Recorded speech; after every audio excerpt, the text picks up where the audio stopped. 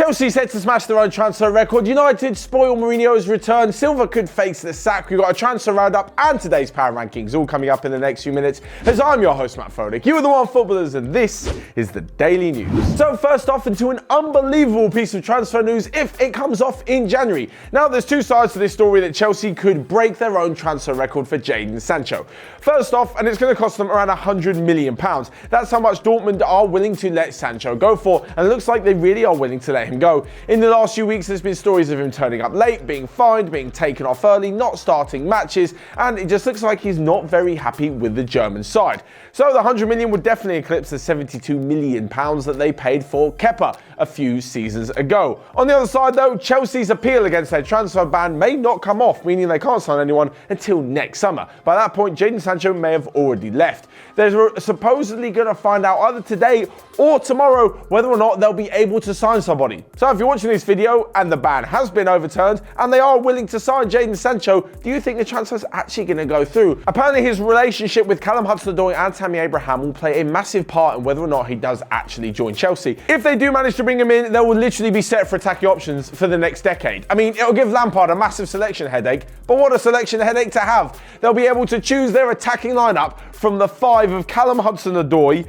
from Jadon Sancho, Christian Pulisic, Mason Mount and Tammy Abraham. That is unbelievable. So exciting times for Chelsea fans, but for one of their former managers, Jose Mourinho, things didn't go to plan last night as he went back to Manchester United with the Tottenham side, who showed a typical Tottenham performance, completely full of absolutely nothing. Losing 2-1 to Manchester United, who definitely deserved it. Marcus Rashford now has 9 goals this season, just one away from his best ever return in the Premier League, and he is on absolute fire. Having said that, it was a stupid penalty to give away, and Paulo Gazzaniga really needs to do better on the first goal. But hey, I'm not judging Tottenham. No, that's wrong. I definitely am. It was a shocking performance, and Mourinho really has a lot to sort out at Spurs if they conceded 2 goals in every single game since Mourinho joined. It definitely should be a busy transfer window for them, although knowing Daniel Levy, it probably won't. Anyway, enough about how shit Spurs were and on to Manchester United, because they really did play a good game. They were intense from the beginning, there was loads of pressing, and it looks like they're actually willing to play for Ole Gunnar Solskjaer, despite the fact that he could be fired within the next few days.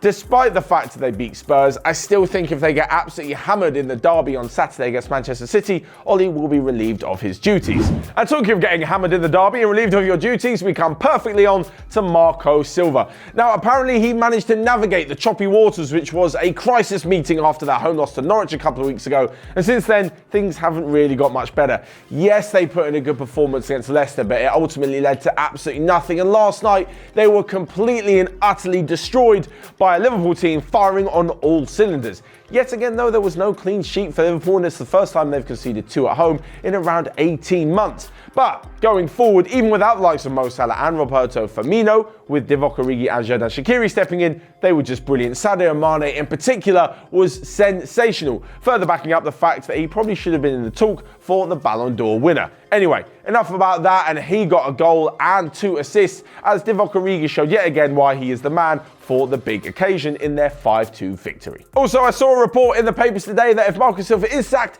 Diego Simeone will be coming in from Atletico Madrid. That I'm just calling absolute nonsense on. I don't even know whether he's going to stay at Atletico Madrid, but there's no way he's heading to Goodison Park. So next up, we come to a quick roundup of the rest of the day's transfer news, where Arsenal are planning to have Patrick Vieira as their new manager, as he's emerged as a #1 candidate. Real Madrid want to sign Pierre-Emerick Aubameyang. Spurs are looking at Norwich's Ben Godfrey for around 25 million. And Schalke's goalkeeper Alexander Nubel hasn't ruled out a switch to massive rivals Dortmund when his contract expires at the end of the season. So here we are at the Onefootball Power Rankings. This is where every single Thursday we put together a list of the top 10 players in Europe based on their performances in the last 5 matches for their club. So first off, let's take a look at numbers 10 to 6. 10 and 9 are taken by the strike partners at Inter, Lautaro Martinez and Romelu Lukaku. Karim Benzema sits in at 8, Sadio Mane into 7, and Marcus Rashford strikes, firing him up to 6th. In at number 5 is Dele Alli. Since Jose Mourinho comes in, Dele Alli's form has taken a massive turn. He scored 4 in the last 4 games and got an assist, and he's just been downright brilliant, even in a Spurs side that sometimes look a little bit blunt in attack. His fantastic goal against Man United United only helped to push him up a little bit further. In at number 4, and it's someone who fired himself up from number 10 last week, and it's Timo Werner. He's got 4 goals and 3 assists in the last 5, including a goal and an assist in their 3-2 victory over Paderborn. Leipzig are definitely sharp in attack this season, and it's Timo Werner who's doing most of the damage. Into number 3, and he's up just 1 place, and it's Hakim Ziyech. Now, I know a lot of you talk about the Eredivisie not being the best of leagues, but he's doing it in the Champions League as well. In fact, in his last 5 games, he's got 1 goal and 7 assists. An unbelievable return for someone who probably will be on the move in the next few transfer windows. So next up, we come to, of course, the top 2, where I lay out an argument for both of them, and we'll finally see who finishes first. Now, I'm going to give you a quick spoiler. It's the same last 2 fighting for the top spot as last week. On the one hand, you got Robert Lewandowski, 7 goals in his last 5 games, although over the weekend, he did drop off a little bit as Bayern Munich lost 2-1 at home to Leverkusen. On the other hand, there's Lionel Messi, continuing on his strong form, winning the Ballon d'Or on Monday. That after turning in a not so good performance against Atletico Madrid, but then just turning up with a winning goal because that's what Lionel Messi does. So with both of them having strong form but not the best weekends, who's going to take number 1 spot? It's going to be, just like the Ballon d'Or, Lionel Messi. Lewandowski sits in at number 2, but I'm sure he'll be fighting in the weeks to come. So there you have it. There's the power rankings. Let me know your thoughts on that and the rest of today's daily news in the comment section down below. Smash the like button whilst you're there and click here or here to check out all of the other videos we've got going on OneFootball. But until next time, I will see you guys later.